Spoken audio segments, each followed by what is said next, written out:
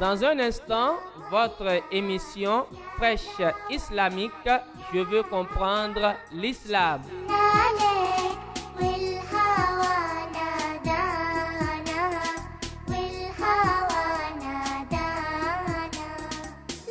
أعوذ بالله من الشيطان الرجيم بسم الله الرحمن الرحيم الحمد لله رب العالمين والصلاة والسلام على رسول الله سيدنا محمد صلى الله عليه وسلم وعلى آله وأصحابه ومن تبعهم بإحسان إلى يوم الدين أما بعد فيقول الله سبحانه وتعالى في القرآن الكريم وذكر فإن الذكر تنفع المؤمنين وقال النبي صلى الله عليه وسلم لكل شيء طريق وطريق الجنة العلم. مستمعون الكرام في كل مكان، السلام عليكم ورحمة الله وبركاته. وعليكم السلام ورحمة الله وبركاته. Louange et remerciements à Allah Azza wa Jal, le tout miséricordieux et le très miséricordieux, l'infatigable et l'inégalable. Nous témoignons qu'il n'y a point de Dieu à adorer sauf Allah, et que Muhammad sallallahu alayhi wa sallam est son messager et son envoyé dans le monde entier pour nous propager la bonne nouvelle qu'est l'islam. Quiconque est guidé par Allah Azza wa Jal n'a point d'égarement, et quiconque s'égare n'a point de guide. Que la paix et le salut d'Allah soit sur le noble messager Muhammad sallallahu alayhi wa sallam, ainsi que sur toute sa famille, ses illustres compagnons, sans oublier tous ceux qui l'auront suivi de bon jusqu'au jour de la rétribution, le jour où il n'y aura aucune miséricorde à attribuer sauf celle que Allah Azza wa Jal distribuera à ceux qui se sont véritablement soumis à ses principes et bases. Allah subhanahu wa ta'ala, en qui sa grâce et miséricorde sont immenses, n'a jamais voulu châtier ses serviteurs. C'est pourquoi il a mis de l'ordre dans toutes choses. Nous devons nous soumettre aux principes de Dieu. Nous n'avons pas le droit de changer quoi que ce soit dans les principes et lois établis par Allah. Sur ce, Allah nous informe qu'après notre existence sur cette terre, nous allons tous rendre compte des œuvres accomplies, et chacun sera récompensé sur ce qu'il a fait dans ce bas monde. Celui ou celle qui écoute la parole de Dieu et l'applique de la meilleure des façons sera éloigné de l'enfer. Et quiconque est éloigné de l'enfer et est admis au paradis a déjà réussi. Celui ou celle qui réussit est déjà sauvé. Qu'Allah nous compte parmi les groupes sauvés le jour de Yawmul Qiyamah. Allahumma amin. Frères et sœurs en islam, auditeurs et auditrices de la radio Nour, la semaine écoulée, nous avons parlé du jugement réservé pour celui ou celle qui commet un des grands péchés envers Dieu dans la communauté du prophète Muhammad sallallahu alayhi wa sallam, selon les gens de la sunna et du consensus. Ce qui signifie en arabe حكم مرتكب الكبيرة من أمة محمد صلى الله عليه وسلم عند أهل السنة والجماعة. Alors ce soir, nous irons dans la profondeur du même sujet. والمراد بهم هنا سلف الأمة من الصحابة والتابعين الذين اجتمعوا على الحق الصريح من كتاب الله وسنة رسوله صلى الله عليه وسلم ومن تبعهم بإحسان إلى يوم القيامة فهو منهم. Ce que nous désignons ici par les gens de la sunna et du consensus, ce sont les pieux prédécesseurs parmi les compagnons du prophète Muhammad sallallahu alayhi wa sallam et ceux qui sont venus après eux, à savoir les tabi'in et les tabi'in qui se sont réunis à cause de la vérité claire venant du glorieux Coran et celle de la sunna du messager de Dieu Muhammad sallallahu alayhi wa sallam. Quiconque se rattache à eux et suit de bon leur chemin jusqu'au jour de la rétribution est déjà parmi ce groupe Ahlus Sunnah wal Jama'a. Ce qui veut dire que il ne suffit pas de former un groupe soi-disant Ahlus Sunnah wal Jama'a si nous ne suivons pas le chemin tracé par ses pieux prédécesseurs, alors nous ne sommes pas encore les vrais Ahlus Sunnah wal Jama'a.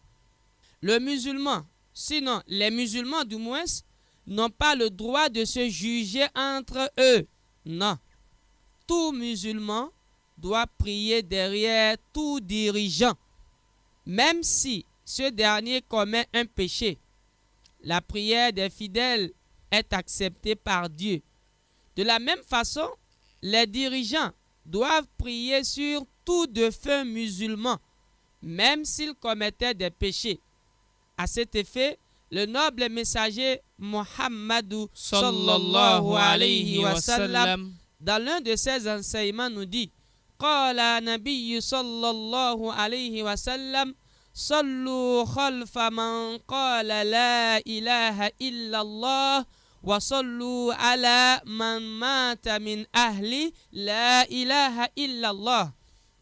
Le messager de Dieu, à travers cet enseignement, nous dit: priez derrière celui qui prononce la ilaha illallah et priez sur celui qui meurt parmi les partisans de la ilaha illallah.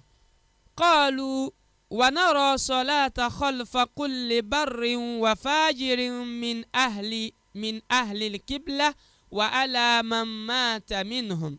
Les gens de la sunna et du consensus ont dit: on peut prier derrière tout musulman appelé Ahlul Qibla, qu'il soit pieux ou désobéissant.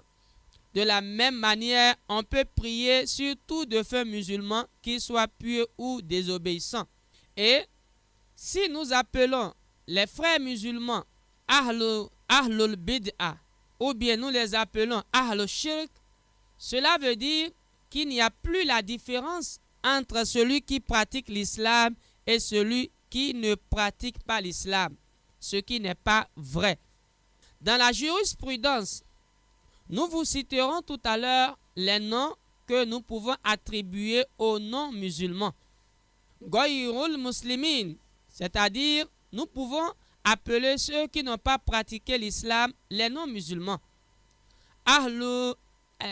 Al-Kuffar, nous pouvons également appeler ceux qui n'ont pas pratiqué l'islam les mécréants. Ahlul Shirk, nous pouvons aussi les appeler les associateurs. Et enfin, Ahlul Bid'a, c'est-à-dire les innovateurs. Donc voilà les noms que nous pouvons attribuer à ceux qui ne pratiquent pas l'islam. Mais si au contraire, vous appelez les musulmans par ces noms-là, c'est-à-dire Ghayrul Muslimin, ou bien Al-Kuffar, ou bien Ahlul Shirk, ou bien Ahlul Bid'a, cela voudra dire que vous les faites sortir de l'islam, alors que la croyance augmente et diminue. Quel que soit le péché commis par le musulman, mu'minun bi imanihi fasikum bi kabiratihi, il demeure toujours croyant, quel que soit le péché qu'il commet, il demeure toujours croyant avec le peu de croyance qui reste en lui, seulement qu'il est pécheur avec les péchés qu'il a commis. S'il n'y a pas la croyance en lui, il devait totalement délaisser cette religion, l'islam. C'est parce qu'il y a encore une croyance en lui. C'est pour cela qu'il pratique quand même cette religion. لأن الإيمان يزيد بطاعة الله وينقص بالمعصية الله.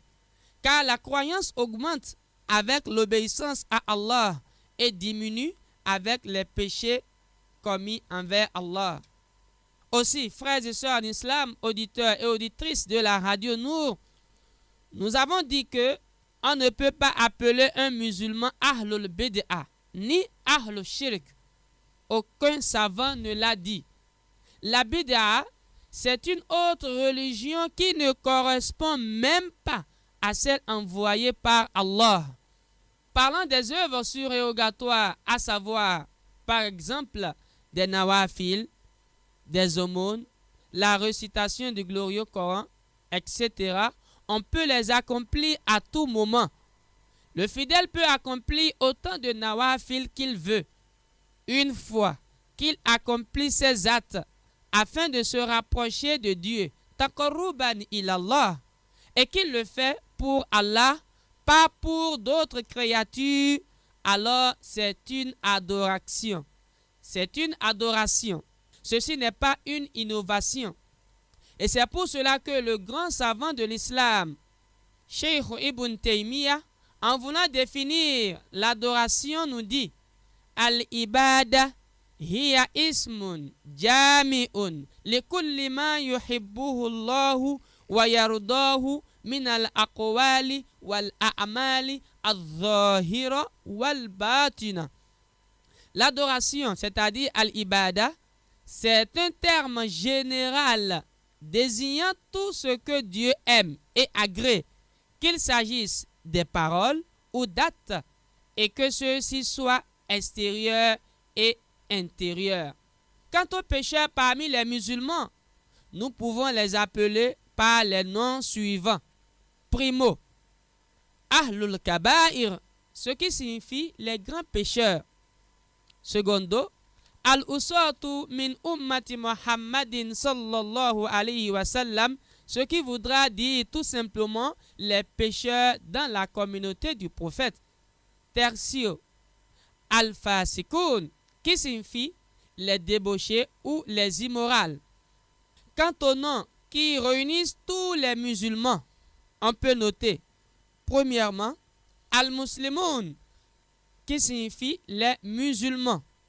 Deuxièmement, Al-Mu'minoun, c'est-à-dire les croyants. Troisièmement, Al-Muwahidoun, c'est-à-dire les partisans de l'unicité de Dieu. Quatrièmement, Ahlu la ilaha illallah, qui signifie encore les partisans de l'unicité de Dieu. Cinquièmement, Ahlul Qibla, c'est-à-dire les gens de la Qibla. Sixièmement, sixièmement, Al-Muhammadiyya, Al-Muhammadiyya, c'est-à-dire la communauté du prophète Muhammadou sallallahu alayhi wa sallam. Alors pourquoi ces noms précités? Nous leur attribuons ces noms tout simplement parce que l'islam est basé sur 5 piliers. Prenons par exemple le deuxième pilier de l'islam qu'est la prière. La prière de l'aube comporte 2 unités de prière. La prière de l'après-midi à Zuhr comporte 4 unités de prière. La prière de Al-Asr comporte 4 unités. La prière de Al-Maghrib comporte 3 unités. Et enfin, la prière de Al-Isha comporte 4 unités. Alors, celui ou celle qui sera tenté de diminuer ou d'augmenter une unité dans l'une de ces prières a déjà innové, c'est-à-dire a apporté une innovation, al-bid'a. Prenons par exemple le jeûne du mois de Ramadan. soit c'est 29 jours de jeûne ou 30 jours de jeûne. Celui ou celle qui sera tenté de faire 28 jours de jeûne ou 31 jours de jeûne, c'est cette personne-là qui a innové. Prenons à présent l'exemple du pèlerinage. Si quelqu'un diminue dans ce pèlerinage l'une des rites à accomplir et ne l'a pas fait comme cela se doit, il ne l'a pas fait comme l'a dit le prophète Mohammed sallallahu alayhi wa sallam, et bien ce dernier a déjà innové. Prenons l'exemple de l'aumône obligatoire, la zakat. Chez nous, ici en Afrique, dans 1000 francs, il faut prélever 25 francs. Celui ou celle qui veut donner la zakat en Afrique, et au lieu de prélever 25 francs dans 1000 francs, il prélève par exemple 15 francs ou 50 francs, alors ce dernier a innové.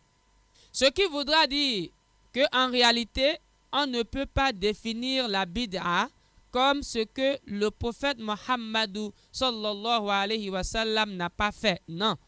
La bid'a, l'innovation, c'est tout ce qui peut changer la loi établie par Allah ou bien ce qui est détesté par Dieu et son messager. Hormis tout ceci, c'est-à-dire une fois que les lois islamiques n'ont pas été modifiées, les 5 prières de l'islam, les 5 prières quotidiennes n'ont pas été modifiées, alors on ne peut plus parler de l'innovation, al-bid'a. Et d'ailleurs, lorsque la bid'a entre dans l'islam ou bien entre dans la pratique de l'islam, elle sera détectée automatiquement. Mais pourquoi aujourd'hui certains appellent leurs frères et sœurs innovateurs ou bien ils les appellent innovatrices? Ahlul bid'a. Pourquoi cela? Que qu'on soit ce que tu feras aujourd'hui, les gens te diront haram, haram, haram, c'est interdit, ça c'est l'innovation. Alors qu'aucune loi n'a été modifiée. Et ce qui est marrant aujourd'hui, c'est que nous disons que c'est nous qui sommes les mieux guidés et que c'est nous qui méritons le paradis. Alors, et les autres, ne sont-ils pas des musulmans comme vous? N'ont-ils pas respecté les 5 piliers de l'islam? Même s'ils ont commis certains péchés, vous n'avez pas le droit de les appeler Ahlul Bid'a. Les vrais innovateurs, c'est ceux qui ont pratiqué une autre religion en dehors de l'islam. Ce nom ne convient pas aux musulmans. Les noms que vous vous êtes attribués dans ce bas monde, à savoir Tijaniya, à savoir Qadriya, à savoir Nasfa, Tabligh, ou bien les hommes de la Dawa, Ahlus Sunnah, et que savons-nous encore? Ces noms n'ont aucune valeur auprès d'Allah.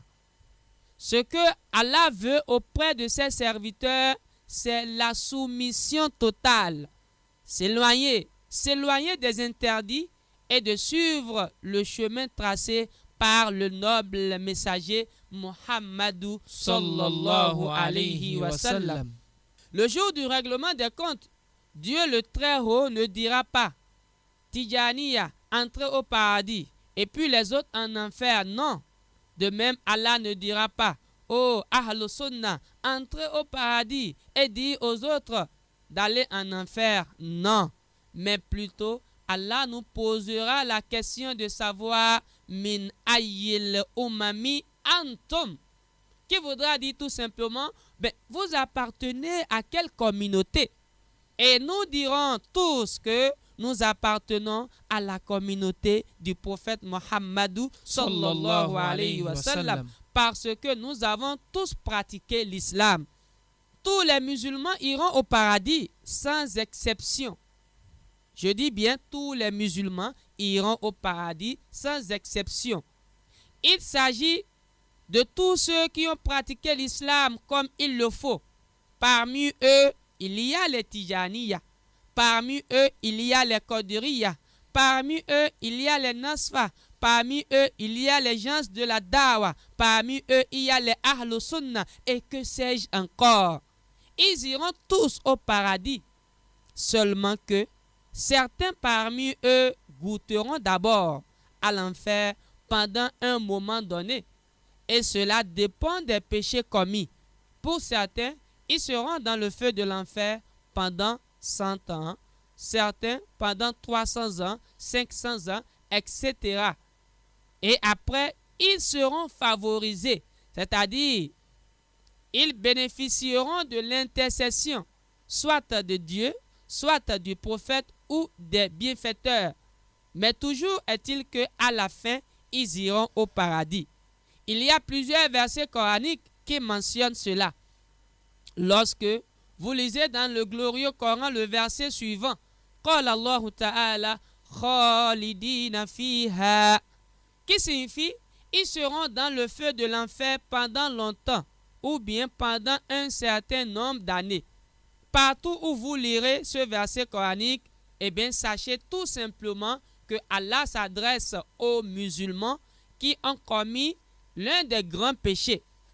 Mais si vous lisez dans le glorieux Coran le verset suivant où Allah nous dit Qala Ta'ala Khalidina fiha abada, qui signifie ils seront dans le feu de l'enfer pour l'éternité ou bien pour toujours, c'est-à-dire qu'ils ne bénéficieront d'aucune intercession.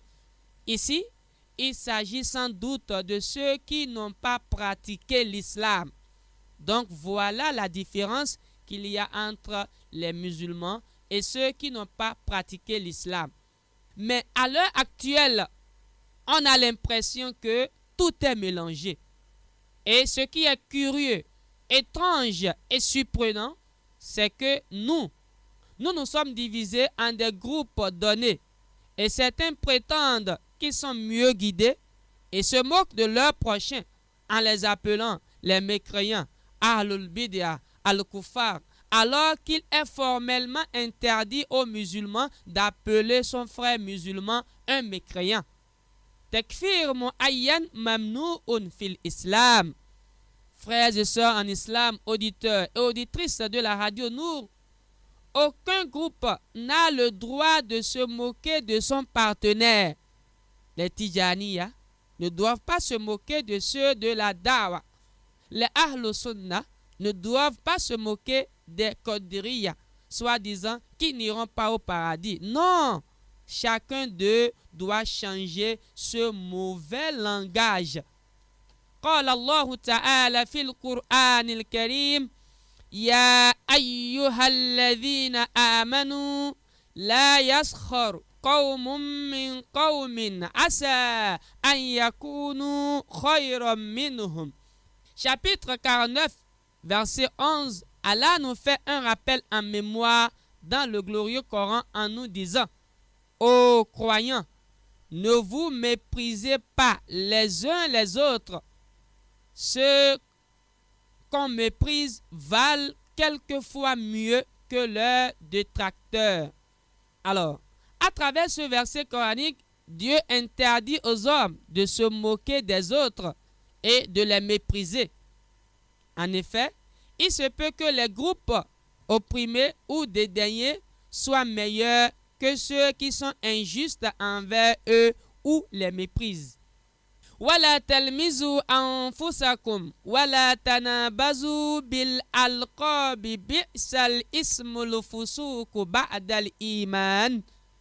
Allah nous dit: ne vous dénigrez pas et ne vous donnez pas des sobriquets, c'est-à-dire des surnoms familiers, à savoir par exemple Ahlul Shirk, les associateurs, ou bien Ahlul Bid'a, les innovateurs, etc. Combien ça lie mal la méchanceté avec la foi. À travers ce verset coranique également, il est formellement interdit en islam à certains groupes musulmans de médire les autres ou les diffamer et de ne point leur donner des surnoms qui les déplaisent, comme certains groupes le disent. Tels groupes sont des pervers ou bien tels groupes sont des mécréants. Ceci n'est pas du tout bien. Ce verset fut révélé au temps du prophète Mohammed sallallahu alayhi wa sallam, quand certains hommes se moquaient de leurs frères, il est mauvais de se lancer des sobriquets injurieux, comme par exemple, tels groupes sont des habitants de l'enfer, etc. Et le mot pervers est détestable entre croyants. C'était la coutume pratiquée du temps de l'ignorance jahiliya. Quant à vous, frères et sœurs en islam, cela ne vous convient plus après avoir embrassé la foi, que les Tijaniya n'attribuent plus le mot mécréant aux autres groupes et que ceux qui se sont attribués le nom Ahlul Sunnah n'appellent plus les autres Ahlul Bid'ah. Non, nous sommes tous musulmans. L'islam nous réunit. Très chers serviteurs de Dieu, auditeurs et auditrices de la radio Nour, nous devons savoir que autant que nous sommes Ahlul Sunnah, Tijaniya, Qadriya, les gens de la Dawa, Nasfa, etc., eh bien, nous formons une seule communauté. Et quelle est cette communauté? Il s'agit bien sûr de Ummatu Muhammadin sallallahu alayhi wa sallam, c'est-à-dire la communauté du prophète Muhammad sallallahu alayhi wa sallam. Et de plus, tous ces groupes précités pratiquent bel et bien l'islam. Autant que nous sommes, nous prenons tous la même direction qui est la Qibla. Les 5 prières quotidiennes nous réunissent, n'est-ce pas? Ou bien y a-t-il un certain groupe de musulmans qui ont modifié la manière d'accomplir les 5 prières quotidiennes?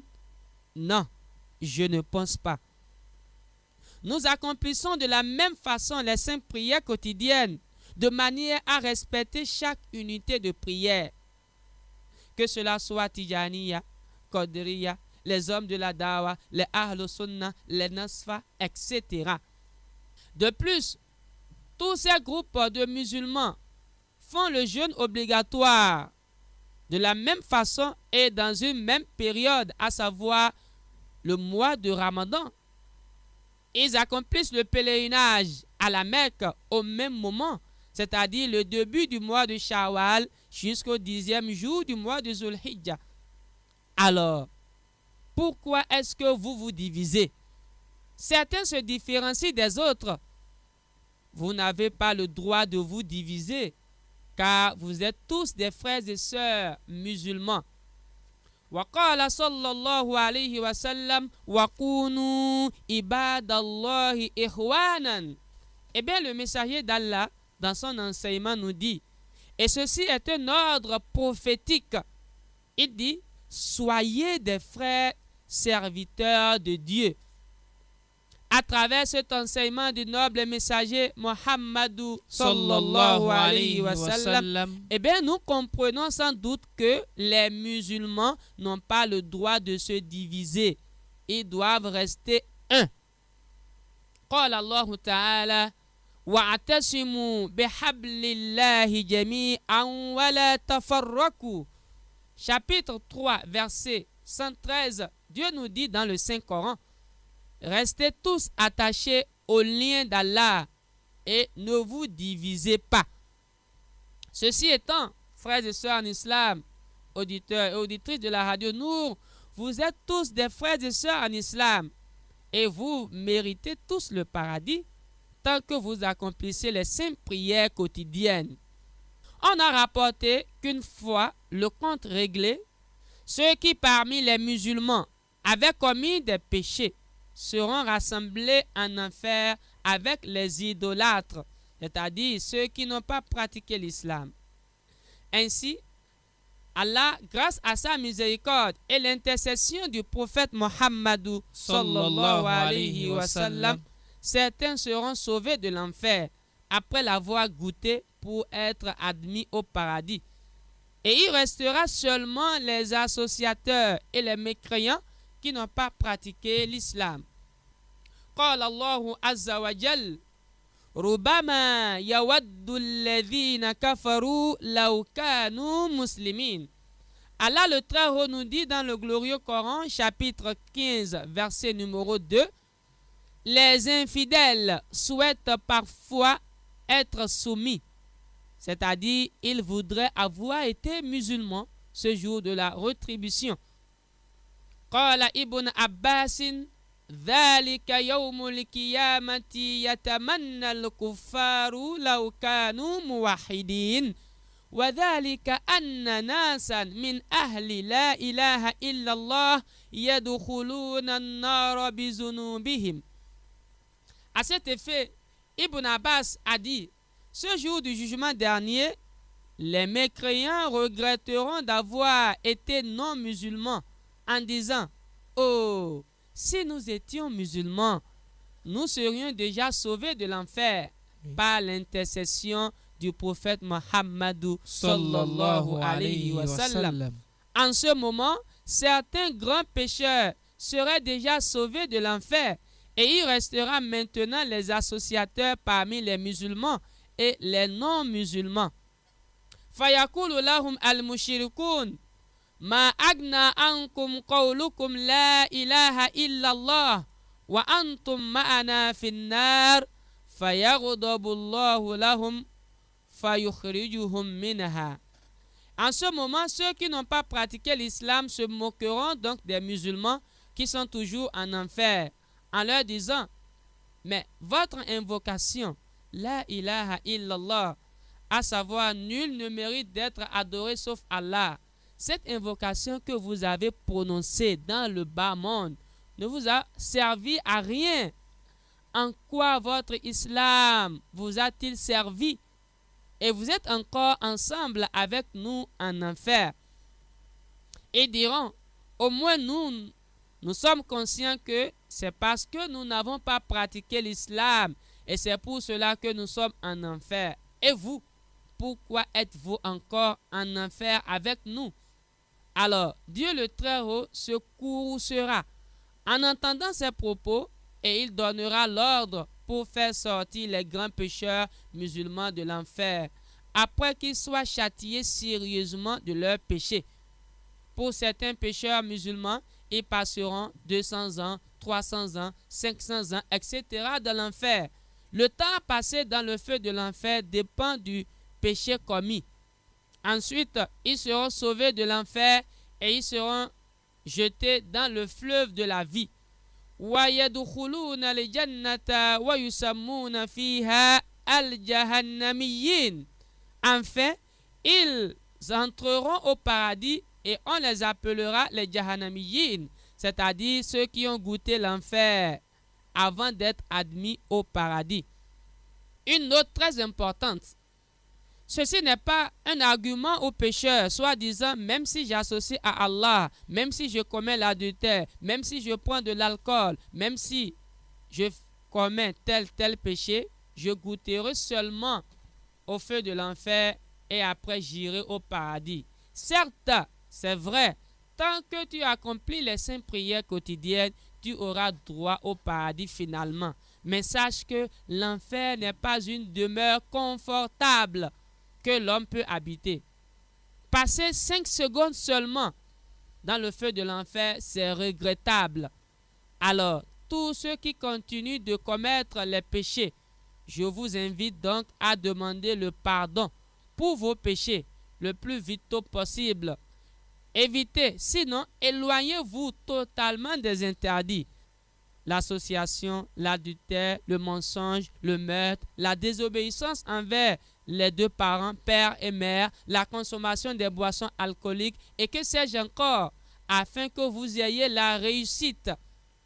Qala nabiyyu sallallahu alayhi wa sallam, inna yahuda ala ihda wa sab'ina firqa wa inna nasara iftaraqat على 72 فرقة وستفترق هذه الأمة على 73 فرقة كلها في النار إلا فرقة واحدة قالوا من هم يا رسول الله قال ما أنا عليه وأصحابي Alors le messager de Dieu Muhammad sallallahu alayhi wa sallam, dans son enseignement nous dit, certes, les Juifs se sont divisés au sujet de leur religion en 71 sectes.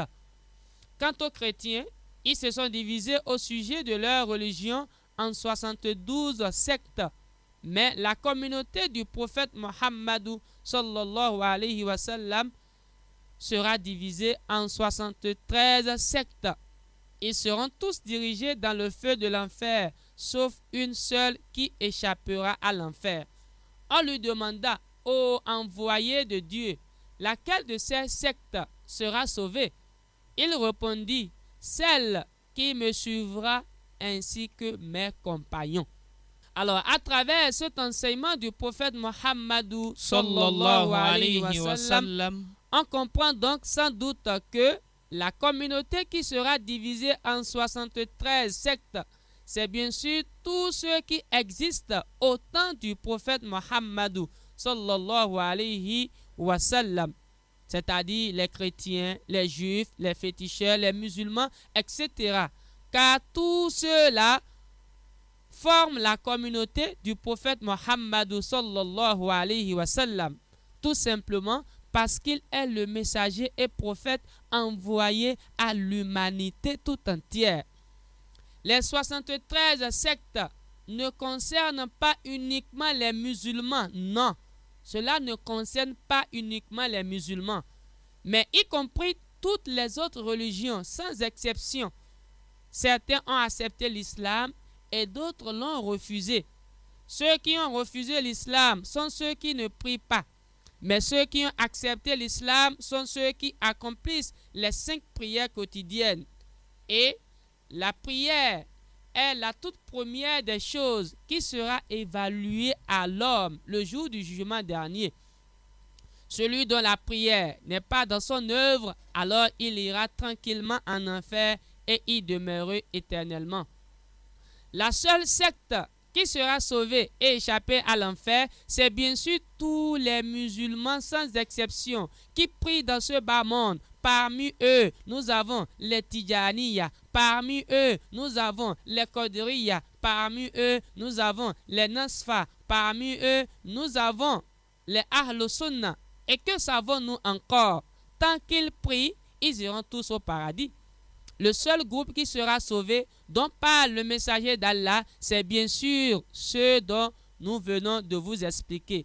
Le prophète Muhammad sallallahu alayhi wa sallam n'a rien précisé. Il n'a jamais dit que c'est Nasfa qui ira au paradis. Il n'a jamais dit que c'est Qadiriya qui ira au paradis. Il n'a jamais dit que c'est ceux de la Dawa qui iront au paradis. Il n'a jamais dit que c'est ceux qui se sont dit qui sont les Ahlus Sunnah qui iront au paradis. Non, mais plutôt tous ceux qui prient.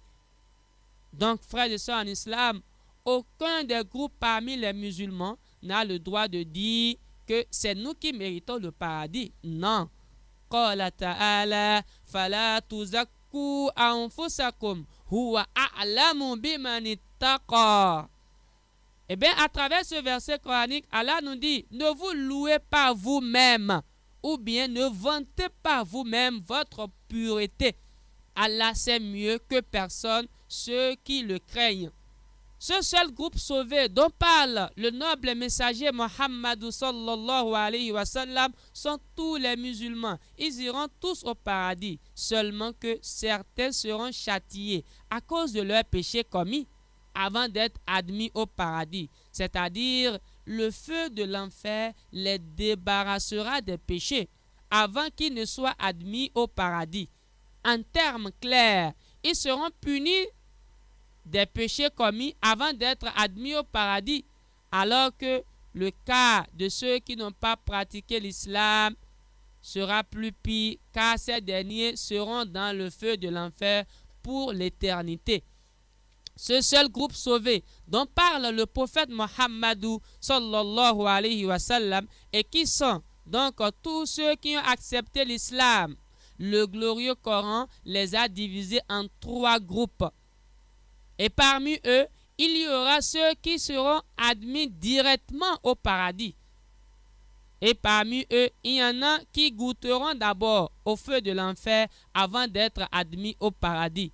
قال الله تعالى في القرآن الكريم ثم أورثنا الكتاب الذين اصطفينا من عبادنا فمنهم ظالم لنفسه ومنهم مقتصد ومنهم سابق بالخيرات بإذن الله ذلك هو الفضل الكبير. Chapitre 35, verset 32, Allah nous dit dans le glorieux Coran: nous donnerons ce livre en héritage à ceux de nos fidèles que nous avons élus. Parmi eux, certains seront négligents, d'autres rempliront uniquement leurs devoirs et d'autres, avec la grâce d'Allah, poursuivront le bien avec zèle. C'est là une grâce infinie de la part d'Allah. Ce seul groupe sauvé dont parle le messager d'Allah, c'est bien sûr tous ceux qui ont pratiqué l'islam, qui accomplissent les 5 prières quotidiennes et observent les enseignements d'Allah et celui de son prophète Muhammadou sallallahu alayhi wa sallam. Eh bien, Dieu les a classés en 3 catégories. Première catégorie, nous avons les négligents. En d'autres termes, ceux qui sont injustes envers eux-mêmes, qui négligent quelques devoirs et commettent certaines interdictions. وَالظَّاهِرُ أَنَّ الظَّالِمَ هُوَ الَّذِي غَلَبَتْ سَيِّئَاتُهُ عَلَى حَسَنَاتِهِ. Le plus clair et compréhensible des définitions parlant de cette première catégorie, à savoir les négligents, est la suivante. Le négligent est celui dont les péchés dépassent largement les bonnes actions sur la balance. Deuxième catégorie, ceux qui rempliront uniquement leurs devoirs. C'est ceux qui s'acquittent de leurs devoirs mais négligent des œuvres recommandées et commettent quelques interdictions. Bref, ceux qui se tiennent sur une voie moyenne. وَالْمُقْتَسِدُ هُوَ الَّذِي تَسَاوَتْ حَسَنَاتُهُ وَسَيِّئَاتُهُ. Parlant de cette deuxième catégorie, c'est celui dont les mauvaises actions et bonnes actions sont égales sur la balance. La troisième catégorie, c'est ceux qui poursuivront le bien avec zèle par la grâce de Dieu, qui s'acquittent à la perfection de leurs devoirs religieux, font des œuvres surérogatoires, s'abstiennent totalement de toute interdiction et même des choses tolérées parfois, en devançant ainsi les autres par leurs bonnes actions. وَالسَّابِقُ هُوَ الَّذِي زَادَتْ حَسَنَاتُهُ عَلَى سَيِّئَاتِهِ. En un mot, la troisième catégorie, c'est ceux dont les bonnes actions dépassent largement les mauvaises actions sur la balance. وَهُنَاكَ أَقْوَالٌ أُخْرَى وَاللَّهُ أَعْلَمُ بِالصَّوَابِ. D'autres commentaires aussi ont été faits par rapport à ces 3 catégories, mais seul Dieu détient le monopole de la connaissance. دخول هؤلاء الجنة لا يمنع أن ينالوا من العذاب على ما اقترفوا قبل ذلك ما شاء. Toutes ces 3 catégories d'hommes seront tous admis au paradis, ce qui signifie que certains d'entre eux occuperont des rangs plus élevés que les autres en fonction de leurs œuvres. الراجح أن هذه الأصناف الثلاثة من الأمة المحمدية. Ainsi, toutes ces 3 catégories d'hommes appartiennent à la communauté du prophète Muhammadou sallallahu alayhi wa sallam. Les premiers d'entre eux, c'est-à-dire les injustes, azolim, Dieu leur pardonnera. Les deuxièmes, al-muqtasid, seront jugés avec mansuétude. Et les troisièmes, c'est-à-dire as-sabiq, entreront au paradis sans aucun compte à rendre. C'est-à-dire Dieu leur facilitera le compte à rendre le jour du jugement dernier. Kama huwa muqarraru fi ilmi tawhid, comme cela a été établi dans la science de l'unicité d'Allah. Wa huwa muqtada ma warada min ayatil wa'idi ala irtikabil ma'asi. Ce pourquoi cela a été ainsi est qu'il y a certains versets coraniques qui donnent de l'avertissement à ceux qui commettent des péchés. Qala Allahu ta'ala fil Qur'anil Karim faman ya'mal mithqala dharratin khayran yarah wa man ya'mal mithqala dharratin sharran yarah. Quiconque fait un bien, fût-ce du poids d'un atome, le verra. Et quiconque fait un mal, fût-ce du poids d'un atome, le verra également. Kama anna min al-adli adama tasawi hadhihi al-asnafi as-salatha fil ikram. De même comme cela est dit dans l'équité, les trois groupes précités n'occuperont pas les mêmes places auprès d'Allah au paradis. Asabik, c'est-à-dire ceux qui poursuivront le bien avec zèle, auront la première place. Al-Muqtasid, c'est-à-dire ceux qui rempliront uniquement leurs devoirs, occuperont une place moyenne auprès d'Allah. Et puis enfin, Az-Zalim, c'est-à-dire les négligents, occuperont la dernière place auprès de Dieu. Qala Allah Ta'ala Jannatu adni yadkhulunaha yuhallawna fiha min asawira min dhahabin wa lu'lu'a wa libasuhum fiha harir. Allah nous dit dans le Saint-Coran, en récompense, ils entreront au jardin de l'Éden, c'est-à-dire les trois catégories d'hommes précités. Et parmi eux, il y a les Tijaniya. Parmi eux, il y a les Ahlus Sunnah. Parmi eux, il y a les Qadiriya, les Nasfa, etc. Car ils pratiquent tous l'islam, c'est-à-dire ils accomplissent les 5 prières quotidiennes. La première sunna du noble messager, c'est bien sûr l'accomplissement des 5 prières quotidiennes. Sauf celui qui ne prie pas n'entrera pas donc au paradis. Donc, toute personne qui pratique l'islam et prie ira au paradis. Il peut être châtié à cause d'un certain nombre de péchés, c'est-à-dire il se peut qu'il goûte d'abord à l'enfer, mais finalement il ira au paradis. Le glorieux Coran n'a pas précisé que c'est tel groupe, que c'est Tijaniya, que c'est Ahlus Sunnah. Non, le glorieux Coran n'a rien précisé. Seulement, il a dit que ceux-là qui ont pratiqué l'islam et qui ont suivi la première sunna du messager d'Allah, qu'est l'accomplissement des 5 prières quotidiennes, iront donc au paradis. Et Allah nous dit, ils seront parés de bijoux, d'or et de perles. Ils porteront des vêtements de soie. Ceci étant, frères et sœurs en islam, auditeurs et auditrices de la radio Nour, aucun groupe n'a le droit de dire que c'est nous seuls qui irons au paradis. Tel groupe n'ira pas au paradis, non.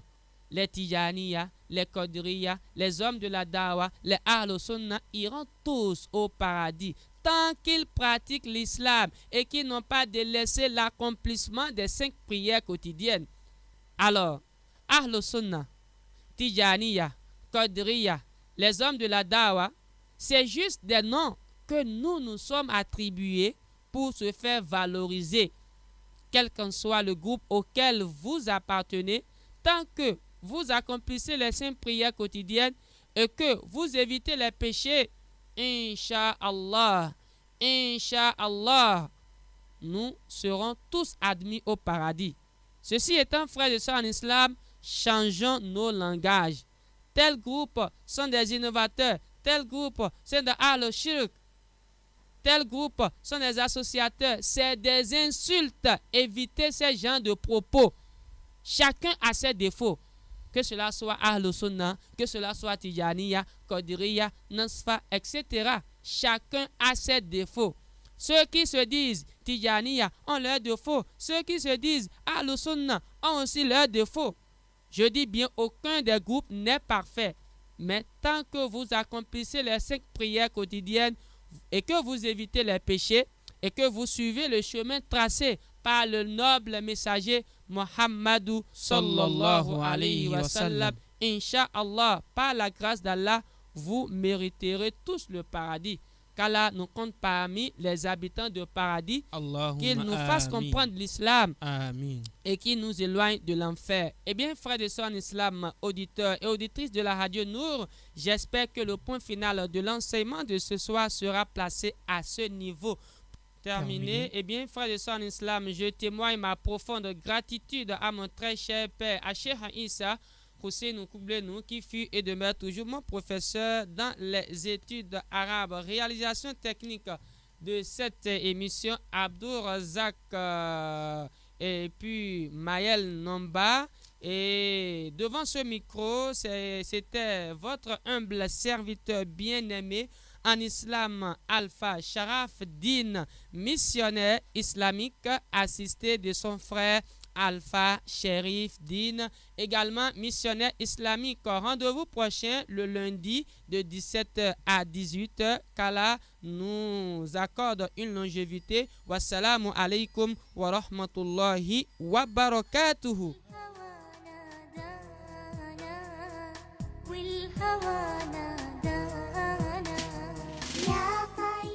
C'était votre émission Prêche islamique. Je veux comprendre l'islam, animée par les imams Sharaf et Sherif Din, missionnaires islamiques.